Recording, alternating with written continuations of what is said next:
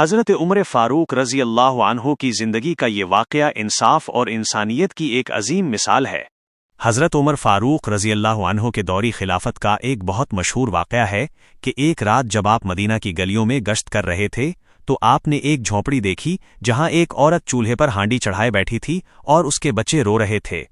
آپ نے قریب جا کر پوچھا، یہ بچے کیوں رو رہے ہیں؟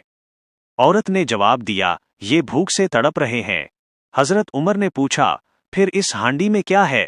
عورت نے بڑی بے بسی سے کہا، اس میں صرف پانی اور کنکریاں ہیں، میں صرف بچوں کو بہلا رہی ہوں تاکہ وہ سمجھتے رہیں کہ کھانا بن رہا ہے اور تھک کر سو جائیں۔ یہ سن کر حضرت عمر کا دل بھر آیا۔ آپ فوراً بیت المال سرکاری خزانے پہنچے، آٹے کی بوری اور گھی کا ڈبہ لیا اور اسے اپنی پیٹھ پر لادنے لگے۔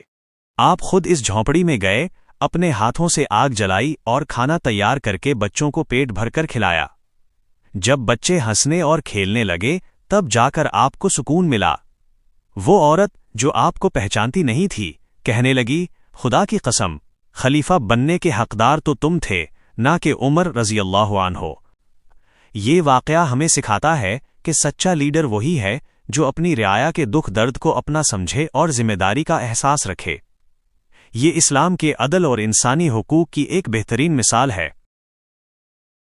حضرت عمر فاروق رضی اللہ عنہ کی زندگی کا یہ واقعہ انصاف اور انسانیت کی ایک عظیم مثال ہے۔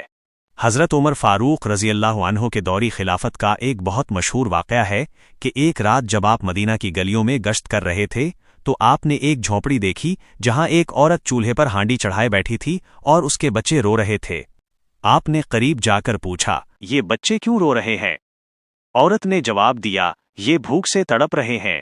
حضرت عمر نے پوچھا، پھر اس ہانڈی میں کیا ہے؟